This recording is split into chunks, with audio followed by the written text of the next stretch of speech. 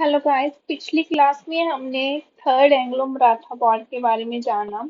और आज की क्लास में हम जानेंगे कि मराठा एम्पायर का डिक्लाइन कैसे हुआ। तो चलिए स्टार्ट करते हैं। हम क्या देखते हैं कि बहुत सारे ऐसे रीजंस हैं जिनकी वजह से मराठास जो हैं वो डिफीट हुए थे ब्रिटिशर्स के दोबारा। और उनमें से मेन रीजन जो है उन्हें हम देखते हैं।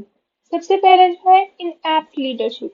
अब मराठास थे जो उनके पास जो है वो लीडरशिप की कमी थी। जैसे हम देखते हैं कि जो सिंधिया और जसवंतराव होलकर थे वो बहुत ही बर्थलेस एंड सेल्फिश लीडर्स थे। तो और मराठा जो है वो बहुत ही ज्यादा थे लीडरशिप में। अब साथ ही हम क्या देखते हैं कि जो ब्रिटिशर्स के ऑफिसर्स थे उनके पास जो लीडरशिप की वो कमी नहीं थी। उनके पास बहुत सारी डिप्लोमेटिक स्किल्स थी।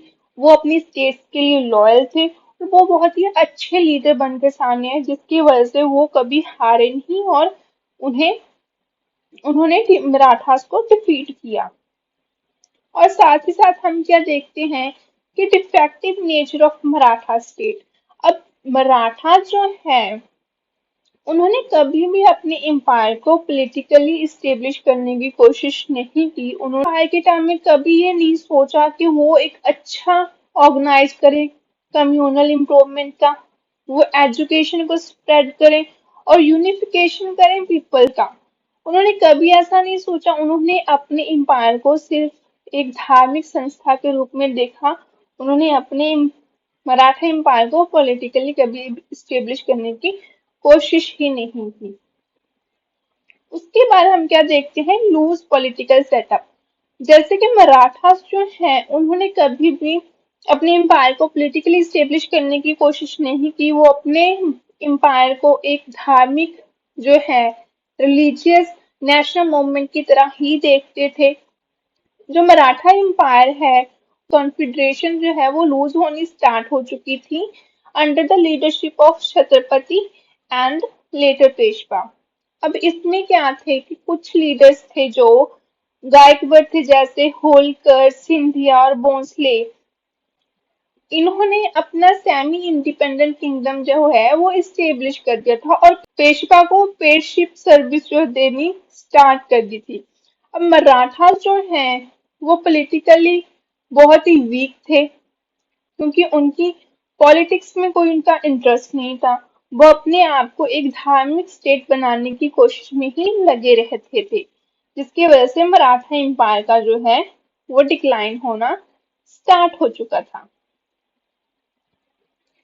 Inferior military system.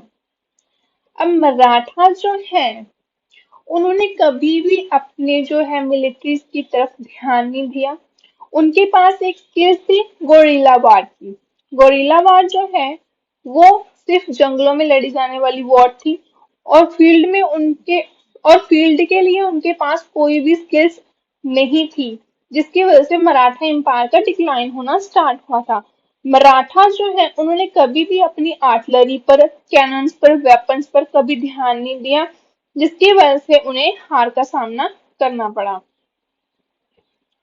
Unstable economic policy. Marathas हैं उन्होंने कभी भी well maintained economic policy establish नहीं की जिसकी वजह से उनकी लीडरशिप जो है वो फेल्ड हो चुकी थी। मराठा जो है वो अपना रेवेन्यू कलेक्ट करते थे चौथ के द्वारा, सर देशमुखी के द्वारा, लेकिन उन्होंने कभी कोई well maintained economic policy launch नहीं की थी। उन्होंने कभी भी फॉरेन ट्रेड के बारे में नहीं सोचा था, कभी भी किसी इंडस्ट्री को स्टेब्लिश करने के बारे में नहीं सोचा था जिसकी वजह से उनका एम्पायर जो है, उनकी ट्रेजरी जो है वो बहुत ही वीक थी। उनके पास मनी की कमी थी।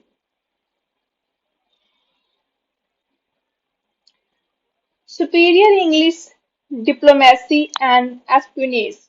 अब ब्रिटिशर्स जो थे उनके पास बहुत अच्छी डिप्लोमेटिक स्किल्स थी।